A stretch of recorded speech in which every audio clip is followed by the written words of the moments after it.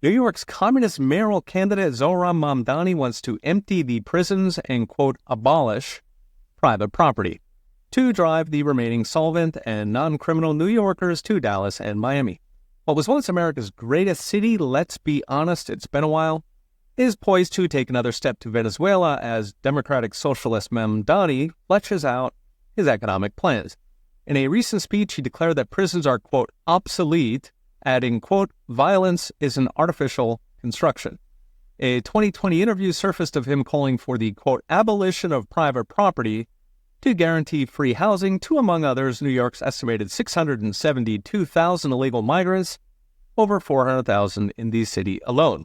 While media dismisses the Bolshevik agenda as rhetoric, it's worth noting that cities actually do have the power to seize private property, so-called eminent domain, ever since an infamous 2005 Supreme Court decision called Kelo versus City of New London that allowed the city to seize a woman's home via forced sale and turn it over to a developer.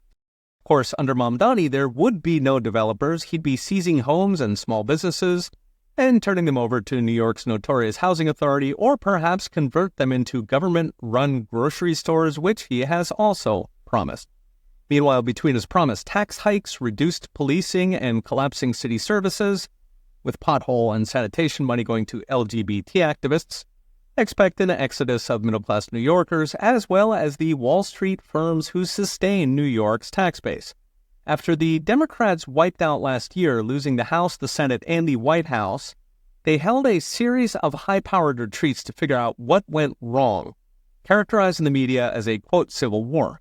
The moderate faction, led by Schumer and Pelosi, argued for coming off the ledge, pivoting to pragmatic policies, and bipartisan cooperation with Trump on things like wokeness, infrastructure, and the border, even trade, where Democrats have long supported tariffs.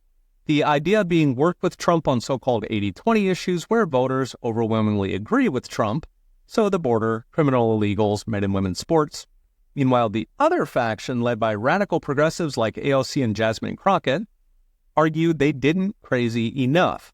What they need to do is go to war with Trump, doubling down on wokeness, social justice, racial and income redistribution, including a wealth tax, and defunding police to fund pixie-fart Green New Deals that crush jobs like Mamdani is promising. Now, the New York election was a test of who's winning, with Mamdani now the poster child of the radicals, and they are on the rise. So as next brought to you by I Trust Capital, Mamdani's odds are coming down as New Yorkers get to know him.